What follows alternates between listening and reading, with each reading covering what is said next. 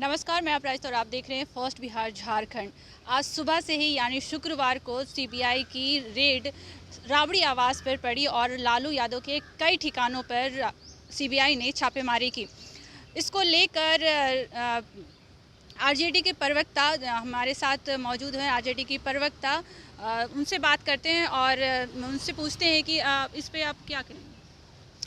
देखिए, आप सब देख रहे हैं कि जिस तरह की घटना सुबह से यहाँ पे दिख रही है, ये तो प्रमाण है कि सत्ता पक्ष के द्वारा किस तरीके से सीबीआई और ईडी का बेजा इस्तेमाल करते हुए आज ये रेलवे जो मंत्रालय को छोड़े हुए माननीय लालू प्रसाद यादव जी को लगभग 14-15 साल हो गए। यानी कि 2009 में उन्होंने मंत्रालय को छोड़ा था और आज 2022 है, यानी कि 14 वर्ष बीत गए। और 14 वर्ष के बाद आज अचानक ही सीबीआई की नींद खुली है और वो उठ करके आ गए। भाई, 15 सालों से आप कहाँ थे? नोटों की गद्दियों पे सो रहे थे क्या आप? मतलब सरकार के महज उंगलियों पे नाचने वाले जो कल तक ऑटोनोमस बॉडी मानी जाती थी, वो आज सरकार के इशारों पे नाच रहे हैं। तो ऐसे इन पे विश्वसनीयता तो कुछ है नहीं। बीजेपी की हमेशा से ही ये नीति रही है कि वो क्या करती है, सत्ता में रहती है तो ऐसे तंत्रों का बेजा इस्तेमाल करते हुए विपक्षों को डराने की कोशिश करते हैं। लेकिन हम मजबूत विपक्ष हैं, हम थोड़ी डरने वाले हैं। हम तो भाई न्यायालय में, कानून में, लोकतंत्र में भरोसा करने वाले लोग हैं।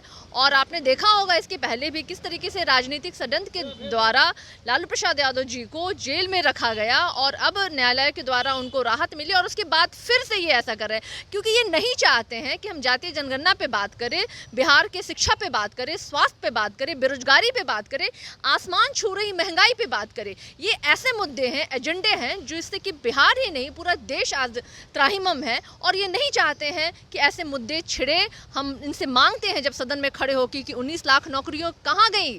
आपने जो कहा था कि 19 लाख नौकरियां देंगे, इनके बड़े गुरुदेव जो केंद्र में बैठे उन्होंने कहा था हर साल 2 करोड़ नौकरियां देंगे। इनसे मत पूछिए आप। अगर आप पूछिएगा, प्रश्न कीजिएगा, अपने हक की लड़ाई लड़िएगा तो ये सदन से बाहर फेंकवाएंगे, जैसे हमारे माननीय को इन्होंने फेंकवाया था, जैसे सड़क पे इन्होंने लाठीचार्ज किया था। और आज ये सीबीआई और ईडी का डर दिखा रहे हैं।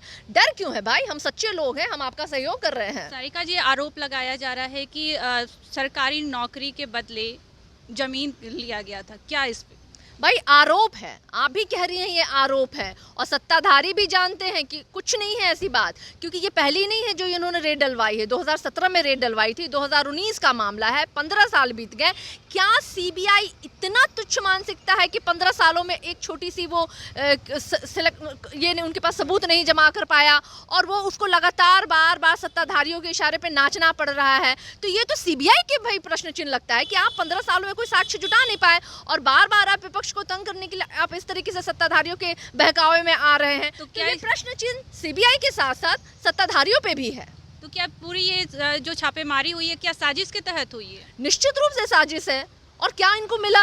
इसके पहले 2017 में इन्होंने किया था, रेड डाला था, क्या मिला इनको? उस टाइम में भी इनके पास कोई साक्ष्य नहीं थे और अभी भी नहीं इनको कुछ साक्ष्य मिलेगा और आने वाले वक्त में भी इनको साक्ष्य नहीं मिलेगा, क्योंकि ऐसी कोई बात हुई नहीं। ऐसी घटना को अंजाम अगर दिया गया होता तो अभी तक कार्रवाई हो चुकी होती। अभी क्यों साजिश ये रची जा रही है? अभी तो कोई चुनाव भी नहीं है।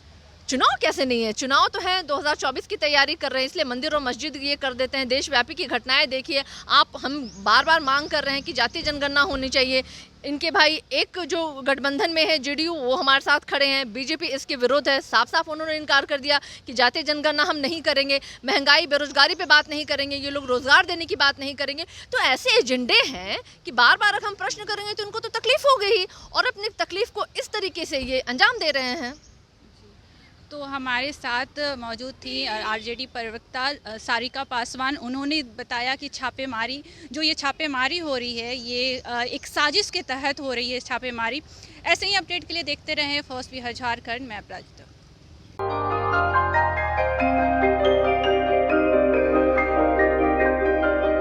इस कोविड पेंडेमिक में सब ये शहर छोड़कर अपने शहर, अपने घर चले गए। हम लोगों का अपना शहर तो है, लेकिन वहाँ अपना घर नहीं।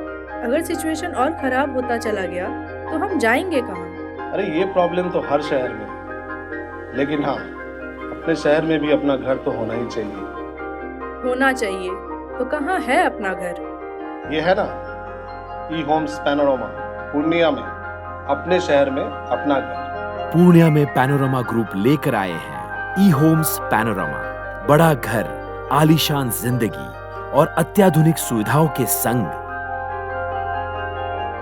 ई homes panorama, luxurious lifestyle redefined.